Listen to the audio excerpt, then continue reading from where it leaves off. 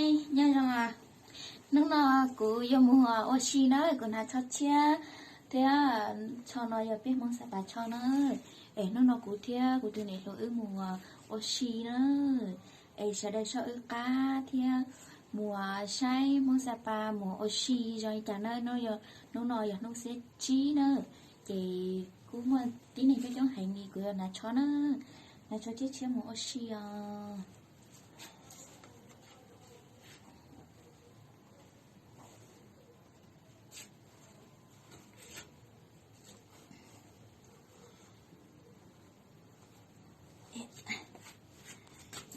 Ông cho để mà đen cho khổ được cả. Coi dừng lại nè, còn nắng chảo nó ị. Ôi đẹp bị. Chứ bộ bị cho người ta cũng có chủ lưu, cũng lúc có chủ nó lưu tà. Nó xà đẩy nó thiết, chạy lá nó thiết đó.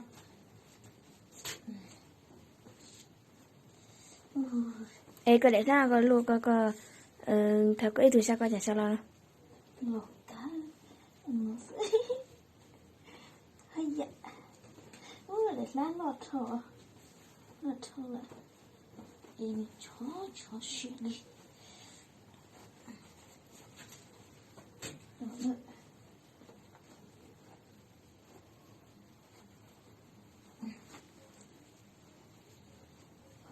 đấy đẹp đi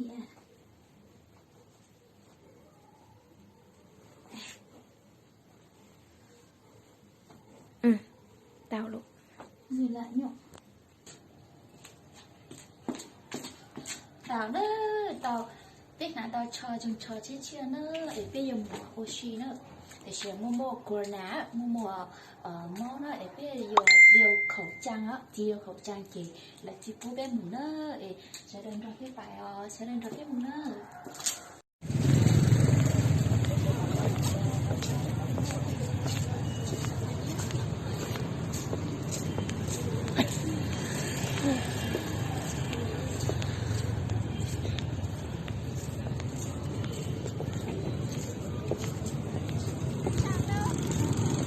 đây anh lại nhân thằng đi anh lại vô nhau hay tờ hay à anh lại vô rồi anh lại nhau hay tờ hay à nghe tờ hay oxy bây giờ anh là tờ kết cha ô nè bây giờ anh là tờ kết cha nè hả em nghe truyền tháo nó tờ truyền tháo nó là quay ít vào này các bố coi nhân trái nhật không gì nào bé tuổi đó dạ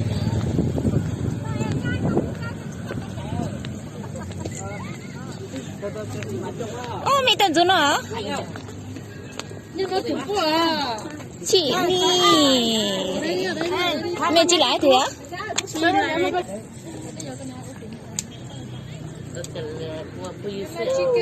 It's okay though. Yes. Very good boy.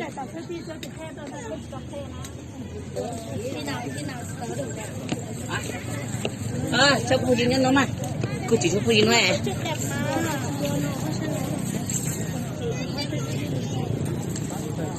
Rồi.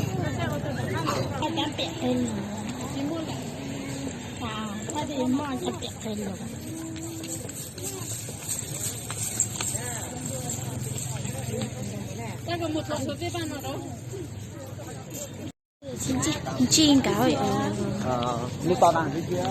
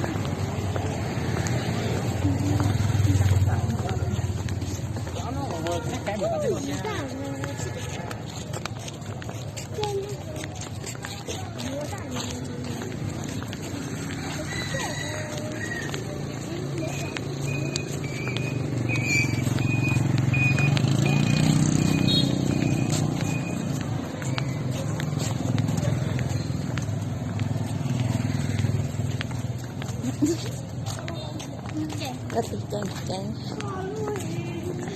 nè sai để sai là xí lúc chắp là lỡ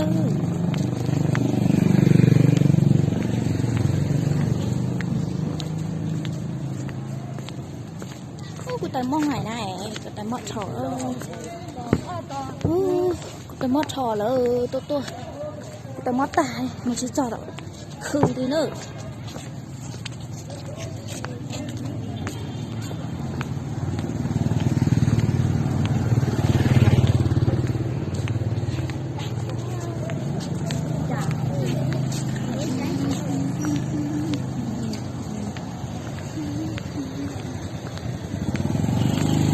đeo khẩu trang đi đó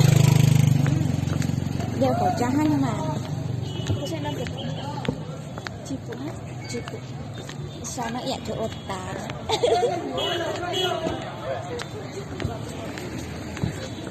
ta cái cải ô chi lý cải ô đưa ta ẹn cho ột tá đi ô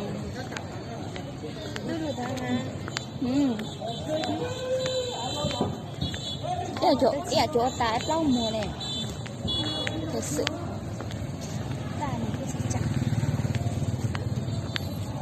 đúng cũng đúng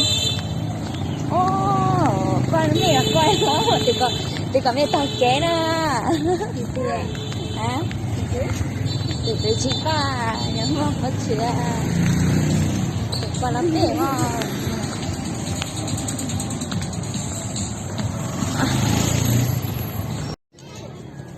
nó tôi học qua mía nó dạ để học qua cuốn chúa này chán tôi cú tôi xoay việc của nó nó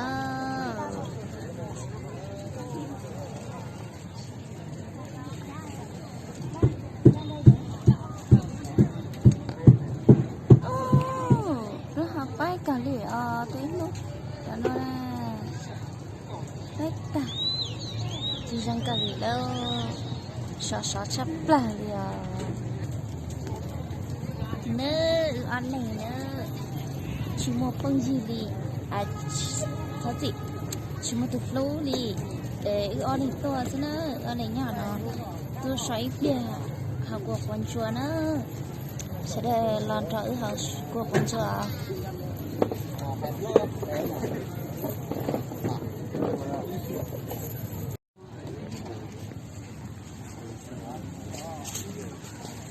em ơi cho chị 2 cốc nhá cho chị 2 cốc mà 1 cốc không có đá nhá cho chị 2 cốc 1 cốc không có đá nhá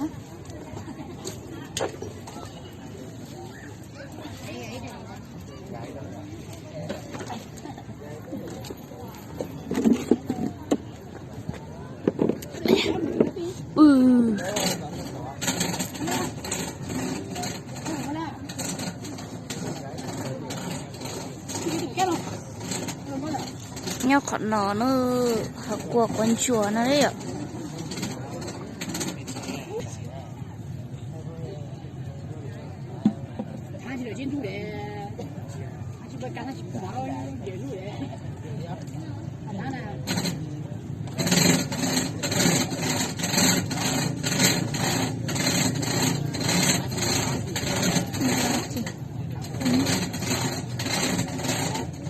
chỉ là gì à rồi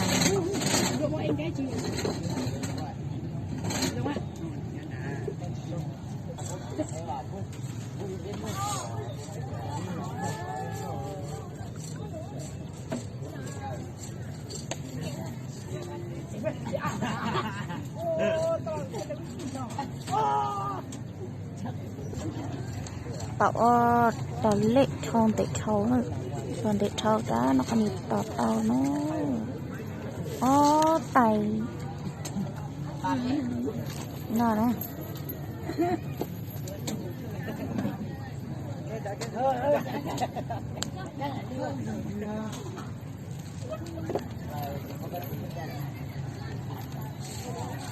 cái chuyện hả thì mà mày có 6 tông rồi xin gì hảo đi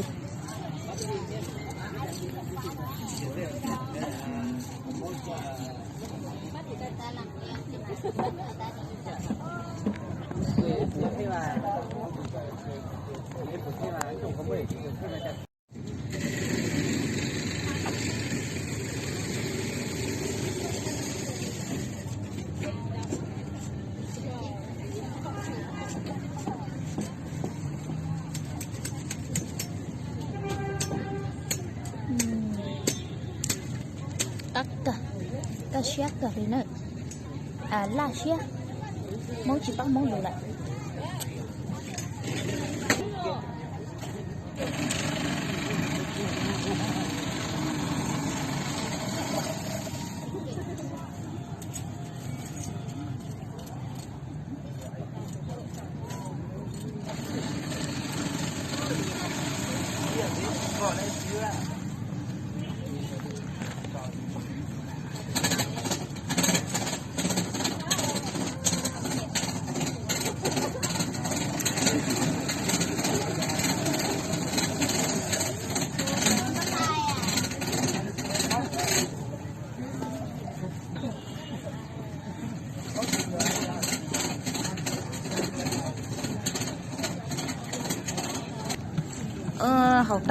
hậu tàn cho nó một cái nhà cho em một xí nữa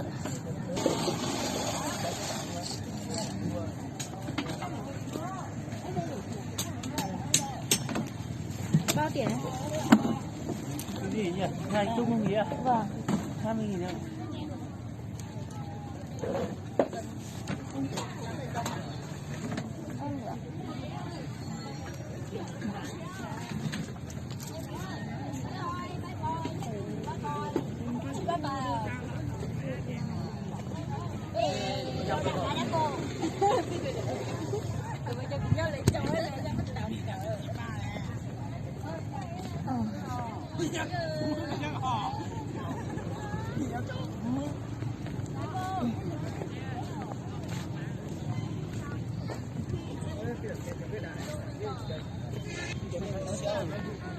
Vẫn được. Ôi.